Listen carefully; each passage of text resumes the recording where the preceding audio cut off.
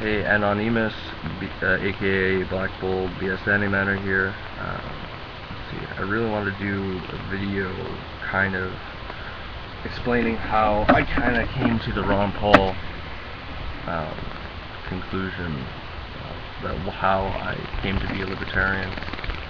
I kind of grew up liberal, in the usual mindset. Went to school during Keynesian economics. Grew up during the Bush era in Canada. I was very anti-American. I thought, Americans were incredibly ignorant, and I thought, how could they be believing that Iraq had something to do with it when that's 9/11? So I'm glad that Canada didn't go into Iraq, even though later on NATO was using it for training missions, for training purposes. So I was very anti-American, and then Obama came along, and I was like, ooh, hope and change, and everyone was like, Obama!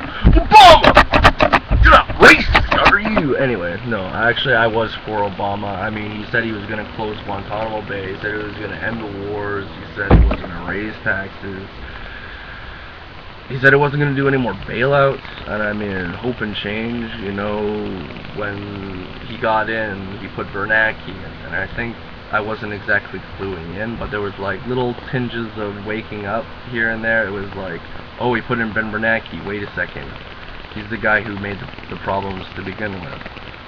Wait a second, he's expanding the war in Afghanistan, so this is going to be his war? I thought he was going to end wars. Apparently he just campaigned on ending the Iraq war. And I mean, even then, it was mandated by Bush that it would be done in 2011 anyway. I mean, there's a 14,000 permanent troop, billion-dollar base, permanent embassy there, that's just on the border of Iran, costs over $1 billion, is bigger than the Vatican. Strategically next to Iran, yeah. And I mean, these people had no means of getting of attacking America in any way, shape, or form. I mean, they were Saudis in the 9/11 attacks, and then now they're somehow Iraqis. And I mean, Saddam Hussein, the next CIA asset, Osama bin Laden, the next CIA asset. I mean, they're training all their enemies here, people, and I mean, that's the problem. I mean, Israel, they're oppressing the people of Palestine incredibly, and I mean, you find that out, and it's like, what are they even doing there? I mean, there's this huge wall, and it's like a complete police state. They're bombing them, kids can't go to sleep, it's terrible. Settlers are shooting at Palestinians. It's just horrendous. I mean, how people can justify dehumanizing other people, it's like,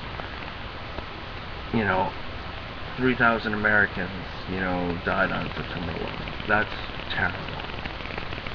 A million Iraqis doesn't get a freaking mention. Maybe, conservatively, a million Iraqis. I mean, that's not even counting the ones that have been displaced. And I mean, why do they hate us? They hate us for our freedom. Well, ever since the NDAA passed, you have no way of worrying about that. I mean, who needs due process anymore, right? I mean, it's not like we were using our rights anyway. What do you got to worry about, I mean, Google and NSA was already able to read your email and all that stuff. What do you have to worry about if Google's spying on you and drones are flying over your head and spying in your backyard? If you're not doing anything wrong, you got nothing to worry about. What the hell is the point of having a damn constitution in the first place? What the hell is the right of having a right to privacy in the first place? What the hell is the right of due process? Like, we should just let the technocrats, the government, decide whatever, is best for us.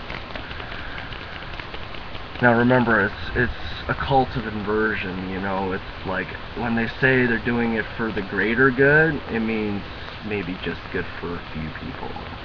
You know, when they say that they are doing it because they care about you, because they love you, we love to love you, then it's probably the complete opposite. They're doing it because they want to kill you. I mean, like, look at vaccines. I mean, alright, first of all, the World Health Organization is funded by pharmaceutical companies, and, I mean, they might say vaccines are good, but when you look at it objectively, you figure out it's a bunch of concoction, or like a cocktail of all these chemicals, and we're just giving it to these kids. I mean, sure, magnesium is maybe good in fish, maybe a little bit, but not in the mercury form. I mean, just get the inserts of vaccines. I mean, look at, what is it, sudden infant death syndrome, something along those lines. Ridiculous shit. Oh my goodness.